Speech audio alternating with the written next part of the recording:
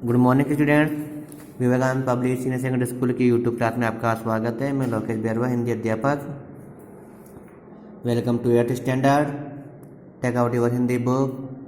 Chapter आपका 13 जहाँ पहिया है चल रहा था अपने, ठीक है ना। अपन ने उसके 9 पैराग्राफ रीड कर लिए थे। आज करेंगे अपन उसका 10वां पैराग्राफ, यानी 10 नंबर से करेंगे। तो देखना है आपको। साइकिल चलाने के बहुत निश्चित आर्थिक निहितार्थ थे। इससे आय में वृद्धि हुई। यहाँ की कुछ महिलाएं अगल बगल के गांवों में कृषि संबंधी अथवा अन्य उत्पाद बेच आती है। साइकिल की वजह से बसों के इंतजार में वे होने वाला उनका समय बच जाता है। खराब परिवहन व्यवस्था वाले स्थानों के लिए तो यह बहुत महत्वपूर्ण है।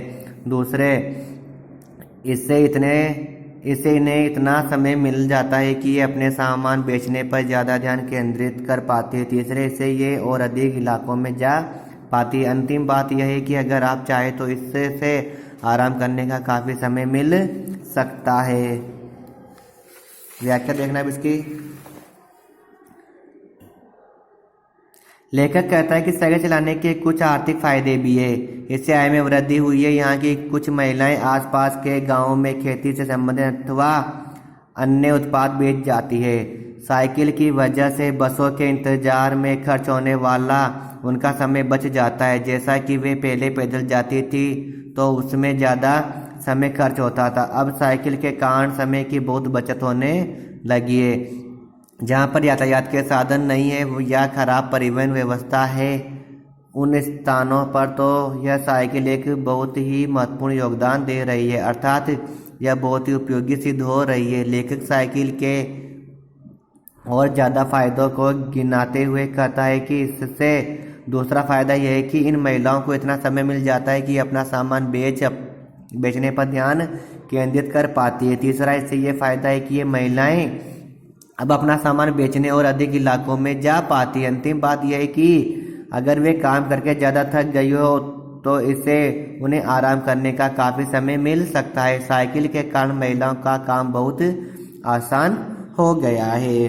नेक्स्ट आपका 11th।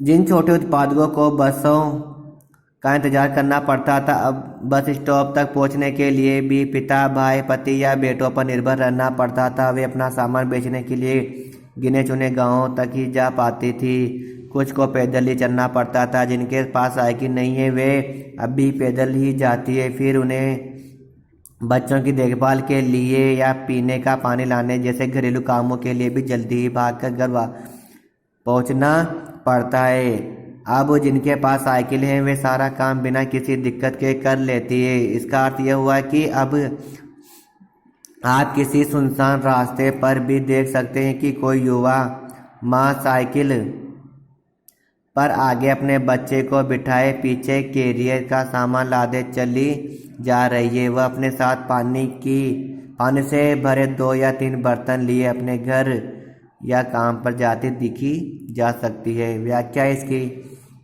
लेखक कहता है कि जिन छोटे व्यापारियों को बसों का इंतजार करना पड़ता था, जो छोटे छोटे सामान बेचते थे, गांव-गांव जाकर बसों के द्वारा पहले उन्हें काफ़ी लंबा इंतजार करना पड़ता था। बस स्टॉप तक पहुंचने के लिए भी पिता, भाई या पति या बेटों पर रहना पड़ता था कि कोई उन्हें बस स्टॉप तक छोड़कर आएगा, तब वह कहीं बस के द्वारा अपनी मंजिल तक पहुंच पाएगी और अपना काम करके वापस लौट आएगी। वे अपना सामान बेचने के लिए कुछ गिने चुने गांवों तक ही जा पाती थी, क्योंकि इसमें बहुत ही अधिक समय लगता था। लेकिन साइकिल के द्वारा अब वह ज़्यादा जगहों तक पहुंच पाती है और उनके सामान की बिक्री भी बढ़ गई है।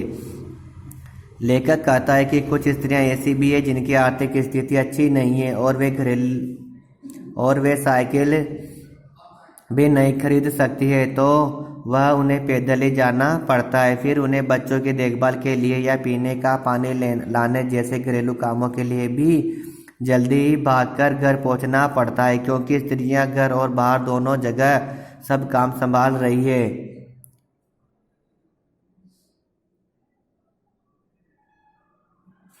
लेखक कहता है कि अब उनके पास साइकिल है, वे सारा काम बिना किसी परेशानी के कर लेती है। अब उन्हें किसी काम को करने के लिए किसी तरह की कोई परेशानी नहीं होती। लेखक कहता है कि अब यह नज़ारा आम हो गया है कि सुनसान रास्तों पर भी युवा, स्त्रियां और माताएं साइकिलों पर अपना सामान लादे काम काज पर आती जाती नजर आ रही है। वह अपने साथ पानी के भरे 2 या 3 बर्तन लिए अपने घर या काम पर जाती दिखी जा सकती है। इसीलिए इस साइकिल के पहिए ने उनके लिए एक आज़ादी का रास्ता खोला है। अब वह स्वतंत्र है, अपनी इच्छा अनुसार अपनी मर्जी से अपना कार्य कर सकती है। नेक्स्ट जो है आपके 12 और 13 नेक्स्ट वीडियो में रीड करेंगे। तब तक के लिए ओके, बाय बाय।